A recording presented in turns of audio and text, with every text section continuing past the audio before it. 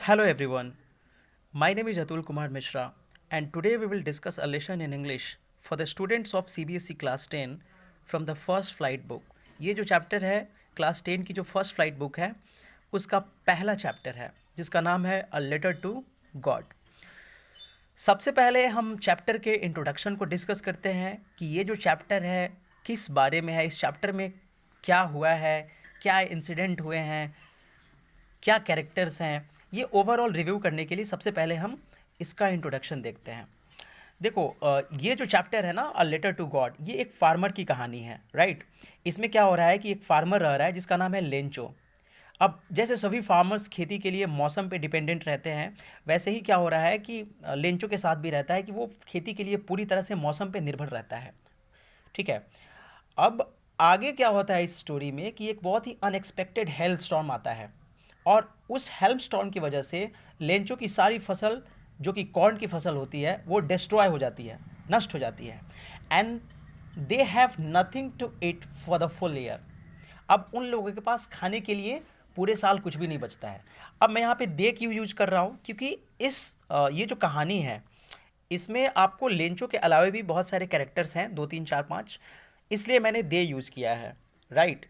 अब लेंचो क्या करता है, इस घटना के बाद पूरी तरह से दुखी हो जाता है, टूट जाता है ना।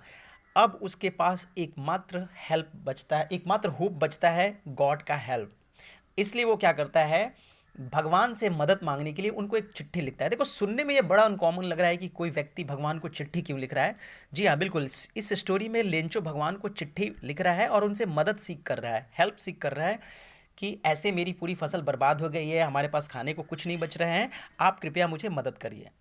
तो अब उस चिट्ठी में उसने क्या मेंशन किया है, ये जब मैं पढ़ूंगा तब आपको एक्सप्लेन करके बताऊंगा। So without further delay let's get started with the chapter explanation. देखो, the house, the only one in the entire valley. इसका मतलब क्या हुआ कि द हाउस, ये जो घर है ना, उस इंटायर वैली में, उस पूरे इंटायर वैली में इकलौता घर रहा होगा, यानी एकमात्र घर वहीं रहा होगा। Set on the crest of low hill. अब मतलब क्या हुआ इसका कि वो जो घर था एक लो हिल, यानी जो एक छोटी सी पहाड़ थी, नीची सी पहाड़ थी, उसके टॉप पे था। यहाँ पे मैंने पिक्टोरियल इसको रिप्रेजेंट किया है। जैसे मान लो ये एक पहाड़ हो गया और इसके टॉप पे कोई घर है, तो यहाँ पे वो घर स्थित था। From this height one could see the river and the field of ripe corn dotted with the flowers that always promised a good harvest.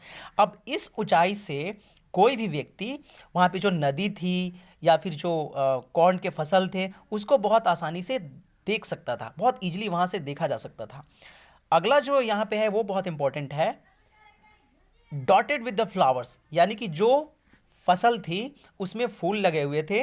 That always promised a good harvest, यानी कि देखो अगर ट्रांसलेशन पॉइंट ऑफ व्यू से आप इसको देखोगे तो आपको बड़ी प्रॉब्लम होगी कि भैया that always promised a good harvest, harvest किसी को क्या प्रॉमिस कर सकता है, फसल किसी को क्या प्रॉमिस कर सकता है।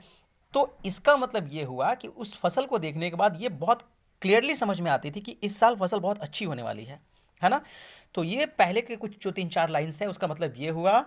समरी में मैं आपको समझाना चाहूँगा कि एक पहाड़ की चोटी के ऊपर एक घर था और उस घर से बहती हुई नदी बहुत ही अच्छे से दिखाई देती थी। वहाँ पे एक मक्के की खेत थी और वो फसल वहाँ पे बहुत अच्छे से दिखाई देता था।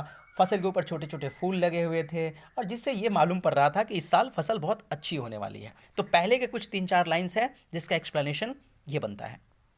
Thank you. आगे का एक्सप्लेनेशन मैं अभी भेजता हूँ।